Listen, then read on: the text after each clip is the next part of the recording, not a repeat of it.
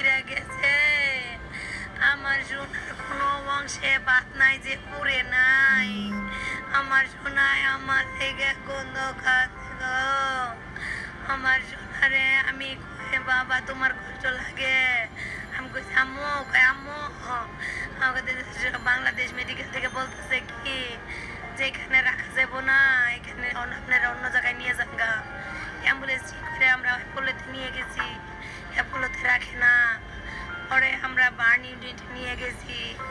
এর মধ্যে রাস্তায় গাড়িতে বলতেছে আম্মু আমারে পানি দাও, আম্মু আমার বাতাস দাও, আমারে বাতাস দাও আম্মু, আমার পানি দাও আম্মু, আমারে বাতাস দাও, আমার মাথায় পানি দাও, আমারে তাড়াতাড়ি নিয়ে যাও।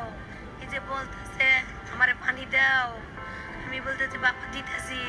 আমি মাথায় পানি দিছি, দেওয়ার পরে আমার সন্তানরে আমি বাতাস দিতেছি। আমার সন্তানরে আমি পানি নেওয়ার পরে ওইখানে ব্যান্ডেজ ফিরে দিছে, পরে অক্সিজেন দিছে। ওইখানে অক্সিজেন দেওয়ার পরে গড় শব্দ হইতেছে ভিতর থেকে শব্দ হইতেছে। আস্তে আস্তে ফুইলা গেল আমার বাচ্চাটা পুরো ফুইলা আমার এমন হয়ে গেল। পরে আমার বাচ্চাটারে আমি বুঝতেছি যে আর থাকতো না, খালি গড় শব্দ করতেছে ভিতর থেকে। তারপরে 3টা বাজে বলতেছে আর বাজানো যাবে না। আমার ছেলে তো 3টা বাজে নাই হইয়া গেছে।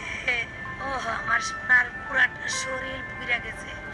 আমার সোনার পুরাটা শরীর পুইরা চামড়া ঝুলতাছে, এরকম হয়েছে। আমার সোনা এমন করে দেখে এর মধ্যে ঝুলতাছে চামড়া। আমি কই বাবা দেখো না তুমি, পরে হাত ছড়াই দেয়। আমারে বলে কি আম্মু তুমি কান্না করো না। আমি কই না বাবা আমি তো কান্না করি না। আমারে বলতেছে আম্মু আমার কি নাক আছে? আমি বলি কি আম্মু তোমার নাক আছে? বলে কি আম্মু আমার একটু ঠোঁটটা ভিজিয়ে দাও।